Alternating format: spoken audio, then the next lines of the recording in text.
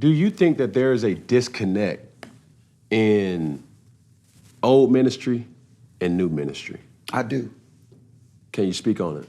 I believe that old ministry, which I was a part of, was inundated with the work of the church or the work of God instead of knowing the God of the work. This new millennials, the new church, they're more caught up with their relationship with God where they are. Right. We were brought up, you had to do this, you had to do that, you couldn't go here, you couldn't go there. And when you do those things, you have an inroad to God. Yeah. When Christ came on the scene, that's what the old religious beliefs was. You had to obey the law. You had to go here, and you had to go there. And Jesus came and brought this thing called grace into the lives of people.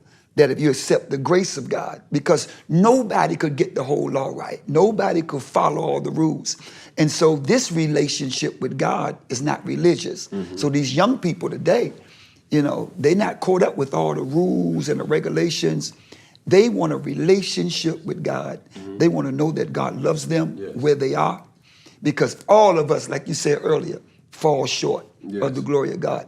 And it's very important that we get honest with ourselves. I've been teaching, I'm glad you talked about that. I've been teaching lately on self-examination. So you know I come from the drug game.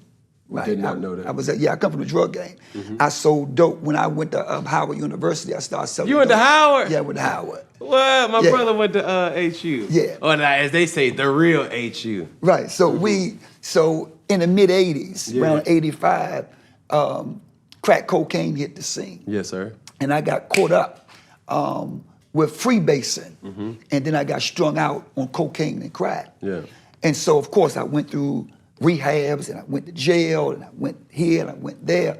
But when I finally made up my mind that I really want to get my life together, I had to go through some stuff and learn about who Vance really was, because drugs was never my problem. Right? Vance was the problem. Yeah. And so I had to do a lot of self-examination. Yes. I had to deal with some personal stuff that I really didn't like about me. It didn't have nothing to do with church. It didn't have nothing to do with God. It had everything to do with who I was. Accountability. Accountability. So I had to make some self-examinations. I had to find out my self-centeredness was the core of who I was, that I was selfish, that I was, I had low self-esteem, that I was insecure as a man. And I had to deal with that.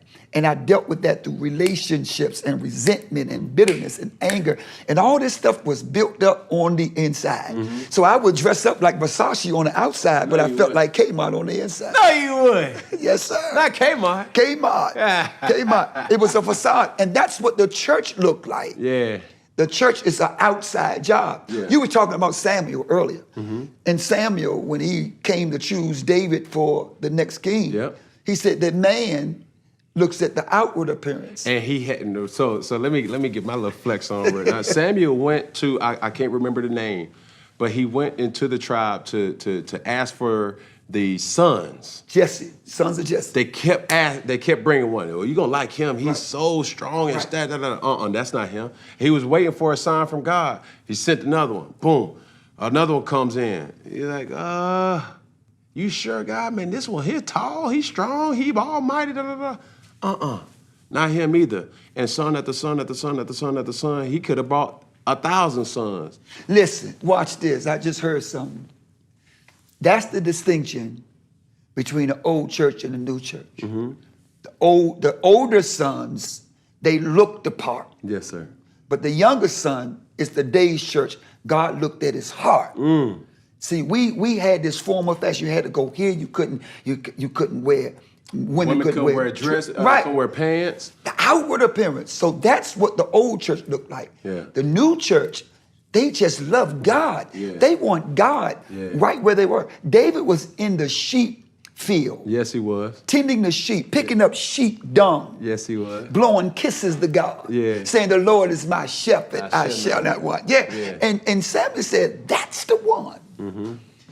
That's the one, because he loves me from his heart. Jesus said this to all the religious people. You look like white sepulchres on the outside, but you look like dead man bones on the inside. You blow kisses with me with your lips, but your heart. is far from me. See, it's not about how you do it, where you go, who you with. It's your heart.